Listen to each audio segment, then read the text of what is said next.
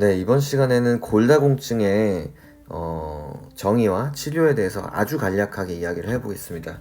저희가 지난 시간에 비타민 D와 칼슘에 대해 이야기를 했었죠. 그게 이제 조금 더 짚고 넘어가야 될 것 같은데, 저 같은 경우에 이제 골감소증, 이제 골다공증에 해당되지 않는 좀 정상과 골다공증의 중간 단계인 골감소증에서 많이 칼슘과 비타민 D 처방을 많이 하는 편입니다. 그리고 추가적으로 뭐 비타민 D 수치가 혈액 검사상에서 낮게 나왔다든지 하면은 처방을 하고 있습니다. 골다공증이라고 하면은 우리가 뼈의 양이 나이가 먹을수록 감소를 해요. 그래서 골대사학회 골다공증 진료 지침에 따르면 뼈의 양이 가장 많은 시기가 보통 3, 40대 때고요. 그리고 이제 점점 뼈의 본 매트릭스라고 하죠. 뼈 안에 이렇게 채워주는 물질들이 나이가 먹을수록 남자도 여자도 다 줄어들기 시작을 합니다. 그래서 골절이 나타나기 시작하는 어떤 커트라인이 있으면 특히나 여성 같은 경우에는 폐경기에 갑작스럽게 이제 본 매트릭스가 감소를 하면서 60대 돼서부터는 골절이 나타날 수 있는 어떤 뼈의 상태가 많이 지속이 됩니다. 남자 같은 경우에는 조금 더 더디긴 하고요. 물론 사람마다 차이가 있겠지만. 그래서 우리가 골밀도 검사라는 거를 진행을 하게 되고, 이 골밀도라는 거는 말씀드린 대로 이 뼈의 양을 체크하는 검사라고 가장 쉽게 이해하시면 될 것 같습니다. WHO 기준으로 골밀도 점수, T 점수에 대해서 먼저 말씀을 드릴게요. 왜냐면 우리가 골밀도 점수는 T 점수와 Z 점수가 있는데 너무 자세하게 들어가면 복잡해지지만, 일단은 대부분의 우리가 골밀도를 시행하는 그 그룹에서의 중요한 점수는 T 점수이기 때문에 T 점수를 먼저 말씀을 드리고 나중에 기회가 되면 또 자세히 말씀드리겠습니다. 이 T 점수라는 게 마이너스 2.5점보다 더 낮은 경우, 그러니까 마이너스 2.6, 2.7 뭐 이렇게 되면 골다공증이라고 진단을 하게 돼요. 그러면 이 골밀도 검사를 언제 하느냐라고 하는 게, 우리가 이제 급여 기준이 있어요. 그러니까 우리나라는 보험의 기준이 있죠. 국민건강보험의 기준이 여자는 65세 이상, 남자는 70세 이상인 경우에 하거나, 아니면 여자분들이 65세 미만이지만 폐경을 하였고, 그리고 여기에 추가적으로 고위험 요소가 다음에 세 가지 중에 한 가지 이상 있는 경우인데, 저체중인 경우에도 이제 뼈가 잘 안 눌리죠. 잘 안 눌려서 많이 이렇게 좀 성근 경우가 있어요. 그리고 이전에 비외상성 골절, 이 비외상성 골절이라 함이 이제 뼈가 많이 약하다는 뜻이죠. 외상을 입지 않았는데도 골절이 있는 거니까, 이거에 이전에 뭐 이런 형태의 골절이 있었거나, 아니면 가족분들이 비외상성 골절이 있었던 경우, 아니면 이 폐경이 수술로 인한 조기 폐경, 40세 이전의 폐경인 경우에는 골밀도 검사가 보험이 됩니다. 세 번째로 1년 이상 무월경을 보이는 폐경 전 여성, 그러니까 사실상 폐경에 가까워지고 있는 경우에는 1년 이상 이렇게 무월경을 보이고 있다면 골밀도 검사가 급여가 되고요. 아니면 병적으로 무월경인 경우도 있어요. 폐경할 나이가 아니지만 어떤 원인에 의해서. 그럼 어찌됐든 이러한 무월경이란 거는 여성 호르몬과 관련된 거고, 이게 골다공증과 연관이 돼 있기 때문에 급여가 됩니다. 그리고 아까 말씀드렸던 비외상성 골절이 발생한 걸 딱 목격을 했어요. 이 사람이 외상이 없는데 갑자기 안타깝게 골절이 있으면 이거는 골밀도 검사 해야지 라고 말할 수 있어야 하겠습니다. 또 골다공증 유발 가능한 질환들이 있어요. 대표적으로 이제 부갑상선 항진증. 부갑상선이 항진된다는 거는 이제 혈중의 칼슘 농도가 높아진다는 거고, 혈중 칼슘 농도가 어디서 이걸 끌어왔겠어요? 뼈에서 이제 그 혈관으로 끌어온 거겠죠. 그럼 뼈는 이제 뼈는 조금 엉성해지겠죠. 골다공증 유발하는 거고요. 그래서 있겠고, 마지막으로 스테로이드가 대표적으로 골다공증을 유발할 수 있는 약물이에요. 그래서 이런 스테로이드를 3개월 이상 복용했다 하면은 골밀도 검사를 해볼 필요가 있겠습니다. 우리 국가건강검진에도 골밀도 검사를 진행할 수가 있어요. 무료로. 언제냐면은 54세 때, 66세 때. 이게 참 특이한 게 여성은 65세부터 이게 급여가 되는데 54세 때도 보건공단에서 일반 건강검진 결과 통보할 때 이렇게 요즘은 옛날에는 그냥 골다공증이냐 골감성증이냐 정상이냐만 알려줬었는데 이제 사람들이 T스코어가 점수화 되니까 그것도 궁금하실 수 있잖아요. 그래서 T스코어도 알려주고 그리고 우리 T스코어가 그 나중에 골밀도 검사를 보면은 고관절 우리 이제 엉덩관절이라고 하죠. 엉덩관절에서 하나 측정하고 그 다음 요추에서 하나 측정하거든요. 두 군데서 측정을 해요. 그래서 이 두 군데 각각 점수를 알려줄 수 있고 그 중에서 더 낮은 점수를 알려주네요. 그래서 이렇게 조금 더 구체적으로 바뀌었다라는 부분도 같이 말씀을 드릴게요. 이 그림들은 다 대한골대사학회의 설명 그림을 레퍼런스로 했습니다. 이어서 골다공증의 치료에 대해서 아주 간략하게 얘기를 할게요. 골다공증의 치료는 사실 공부해 보시면 초반에 잘 모를 때 많이 복잡할 수가 있어요. 이게 치료가 생각보다 좀 단일화돼 있진 않거든요. 골다공증의 치료는 약물 치료죠. 약물 치료를 하는데 그 약물이 대표적으로 두 가지로 나뉘어요. 골 흡수 억제제와 골 형성 촉진제거든요.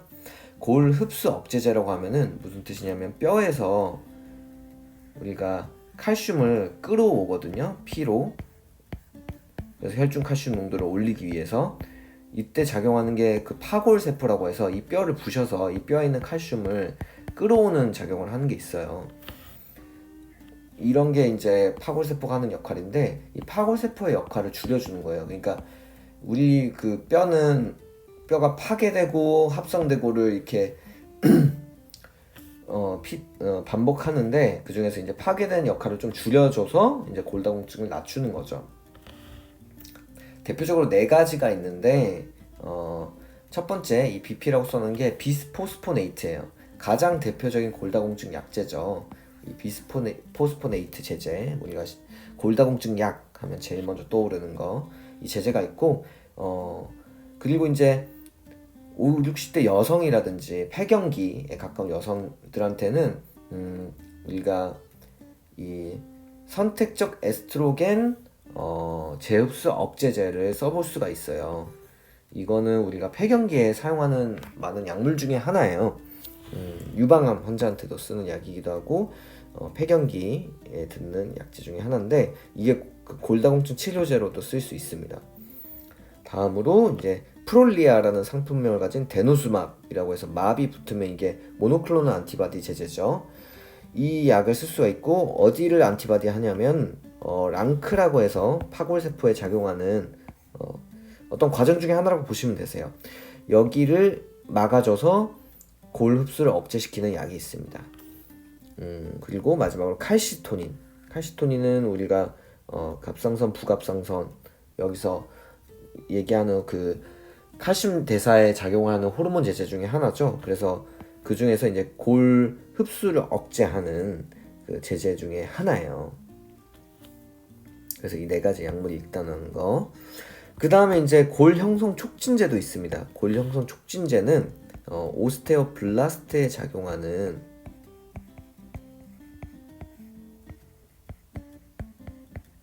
약제들이거든요. 골 흡수 억제제랑 반대로 이제 어떤 혈중에 뭐 칼슘이라든지 이런 미네랄을 뼈로 오히려 가져오는 역할을 하는 게 오스테오블라스트예요. 그래서 그런 역할을 한다라는 약제들이 대표적으로 이 칼시토닌과 우리가 반대되는 작용을 하는 호르몬 제제가 있죠. 파라사이로이드 호르몬, 부갑상선 호르몬 제제예요.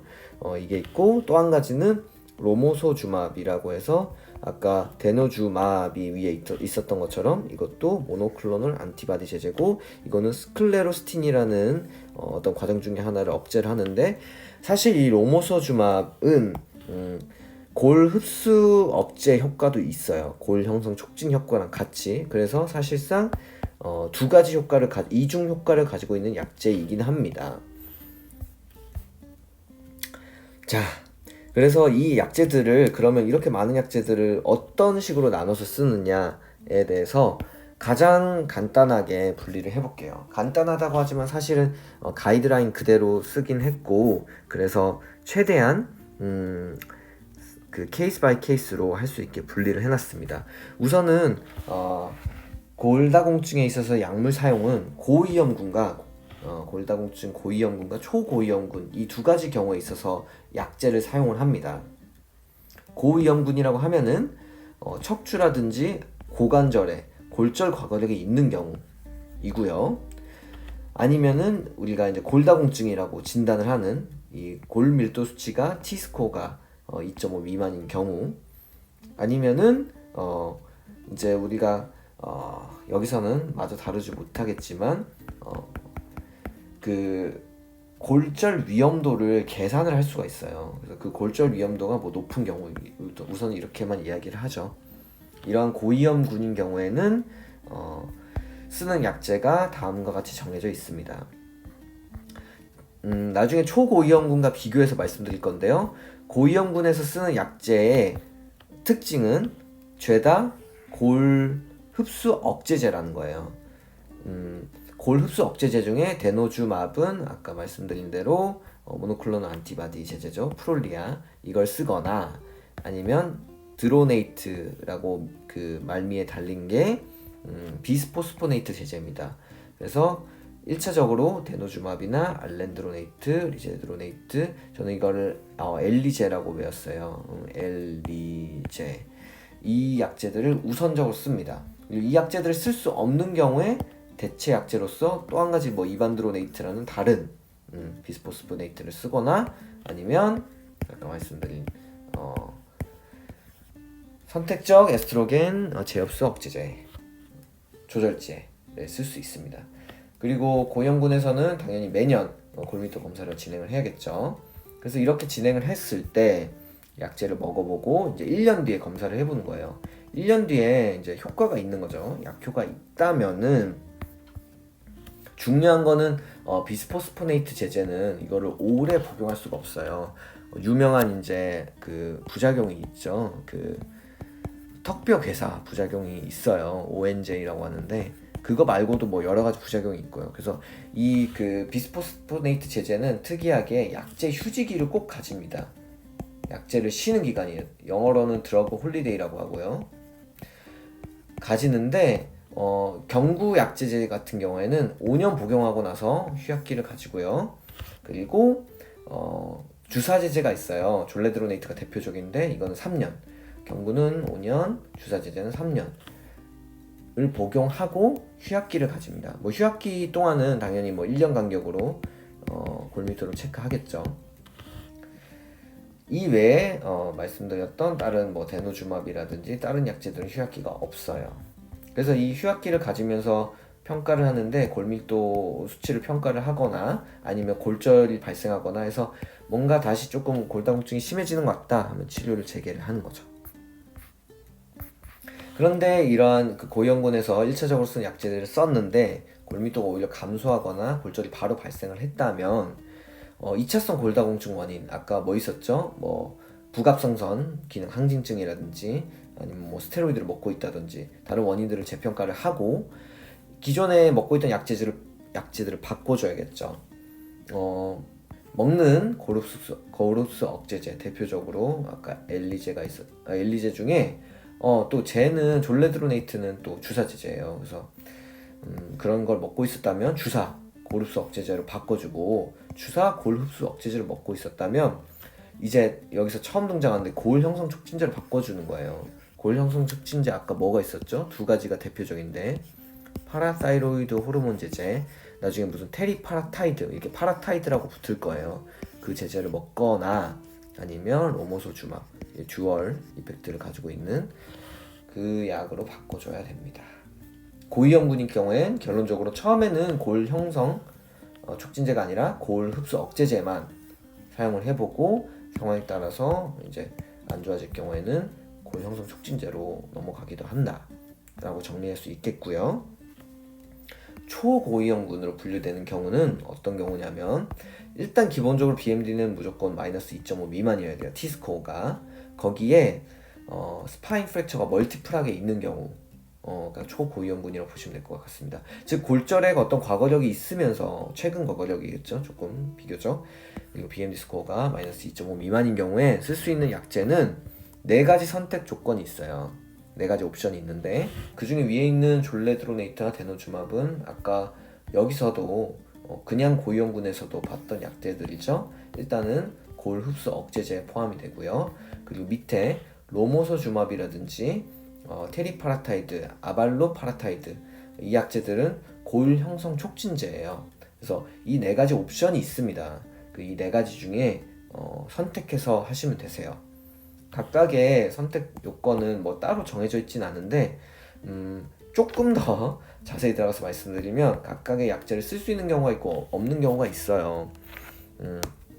예를 들자면 우리 골 흡수 억제제 중에 비스포스포네이트 같은 경우에는 너무 이 신기능이 떨어져 있는 경우에 쓰지를 못해요. 뭐 나중에 EGFR이라고 해가지고 이 신장 기능 점수가 뭐 30 미만이라고 하면 못 쓰고, 또 데노주맙 같은 경우에도 이거는 6개월마다 줘서 6개월마다 줄 수 있는데 나중에는 이 약제도 비스포스포네이트로 바꿔줘야 되는 경우가 있어요. 그래서 이런 것도 조금 참고해서 줘야 되고, 골 형성 촉진제 같은 경우에도 파라타이로이드 호르몬은 최대 2년간만 투약이 가능하기 때문에 이후에 다른 약제들을 바꿔줘야 됩니다. 그래서 그런 경우도 참고를 해야 되고, 로모소주맙 같은 경우에는 또 1년 이내에 심근경색이라든지 뇌졸중이 있었던 경우에 금기예요. 그래서 이런 것들을 조금 참고를 해서 약제 선택을 이 4가지 중에 하면 될 것 같습니다. 그 중에 이제 졸레드로네이트는 아까 비스포스포네이트 제제 중에 유일한 또 주사 제제였죠. 치료 반응이 있다 하면은 6년까지 치료가 가능하다라고 제가 가이드라인에서 봤는데 이게 맞는지 모르겠어요. 왜냐면 BP 제제는, 특히 주사 제제는 아까 위에서 보셨다시피 3년하고 휴약기를 갖는다고 했잖아요. 그래서 이게 좀 가이드라인이 제대로 된 건지 제가 잘못 확인한 건지 한 번 더 확인을 해보겠습니다. 그런데 만약에 치료 반응이 없다라고 하면은, 이 치료 반응이 없다라고 한다는 것은 이제 골밀도가 감소하거나 아니면 또 골절이 생기는 경우죠. 이 경우에는 바로 이 2가지 뭐였죠? 골 형성 촉진제로 바꿔줘야 된다. 골 형성 촉진제는 이 2가지밖에 없으니까 이 2가지를 외우면 될 것 같습니다. 데노주맙 같은 경우에는 골절 고위험군에 포함 안 될 때까지 쭉 사용할 수가 있어요. 이 골절 고위험군 뭐였죠? 아까 위에 쭉 여러 가지 있었죠. 뭐 이런 골절 과거력이 없고, 이제 T스코어가 결론적으로 T스코어가 2.5 이상으로 올라가면은 골절이 없고, 그러면 이제 골절 고위험군에 포함 안 될 때가 된 거죠. 그럼 이 경우에는 다른 골 흡수 억제제로 전환을 합니다. 대표적으로 뭐 비스포스포네이트 제제로 바꿔줄 수가 있겠죠. 로모소주맙 같은 경우에는 이거는 아까 이제 로모소주맙과 PTH 제제가 이 골 형성 촉진제는 둘 다 이 2가지가 각각의 유지 가능 기간이 정해져 있어요. 이게 또 다른 특징인데, 그래서 로모소주맙을 1년 유지 후 다른 고릅수 억제제로 바꿔주고 2년 유지 후 다른 고릅수 억제제로 바꿔줘야 된다. 그러니까 각각의, 예를 들어 그럴 수는 없는 거예요. 그러니까 로모소주맙을 1년 썼는데 그 다음에 테리파라타이드 이 약도 효과가 좋으니까 다른 골 형성 촉진제로는 바꿔줄 수가 없어요. 이렇게 쓰면 효과가 안 좋다는 게 많은 연구 결과에서 밝혀져 있습니다. 그렇습니다. 자, 멀리 왔는데요. 정리를 할게요. 그래서 골다공증은 우리가 보험 기준을 잘 알고 이 BMD 검사를 진행을 해야겠고, BMD 검사 결과 골다공증이다 라고 진단이 되면은 쓸 수 있는 약제가 대표적으로 골 흡수 억제제랑 골 형성 촉진제가 있고, 이 약제를 쓰는 기준은 이게 환자가 고위험군이냐 초고위험군이냐에 따라서 좀 나눠질 수가 있다 라고 알고 계시면 되고, 골 형성 촉진제는 이 2가지가 대표적으로 있고 이 2가지만 기억하면 될 것 같고, 각각이 유지 가능 기간이 정해져 있어요. 로모소주맙은 1년, 테리파라타이드는 2년, 그리고 그 다음에는 다른 골 흡수 억제제로 바꿔서 치료를 지속해야 된다라는 점이 특징이었습니다. 네, 이상입니다.